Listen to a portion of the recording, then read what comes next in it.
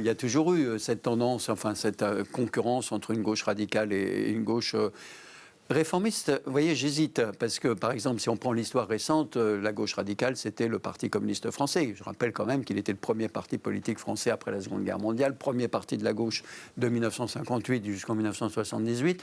Et il y avait un parti socialiste qui a toujours eu cette attitude un peu ambivalente par rapport aux réformistes. Mélenchon et la France insoumise, c'est pas le Parti communiste français, pas du tout.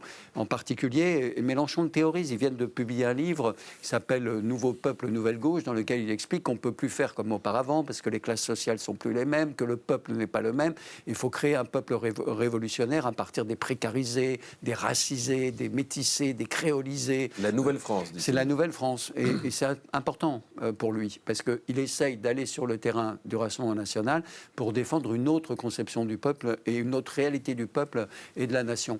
Du côté de Raphaël Glucksmann, c'est beaucoup plus compliqué, parce que je parlais de parti. Raphaël Glucksmann, c'est Place Publique. Officiellement, c'est 10 000 personnes. Ce n'est pas le Parti socialiste. Il y a un rapport compliqué entre le Parti socialiste et Raphaël Glucksmann.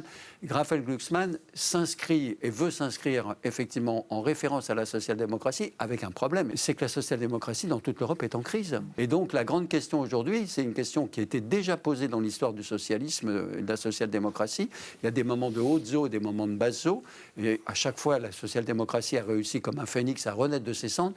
Aujourd'hui, j'en suis pas certain. J'entends que Raphaël Glucksmann essaye d'avancer des arguments nouveaux. Mais là, on est dans une confrontation très rude, particulièrement rude, au moment où aussi l'électorat à gauche cherche l'unité. Et c'est toute la complexité de ces leaders, c'est-à-dire comment affirmer à la fois leur autonomie, tout en n'apparaissant pas comme des forces de division, alors que l'électorat de gauche demande l'union contre le Rassemblement national, l'union contre le centre droit aujourd'hui.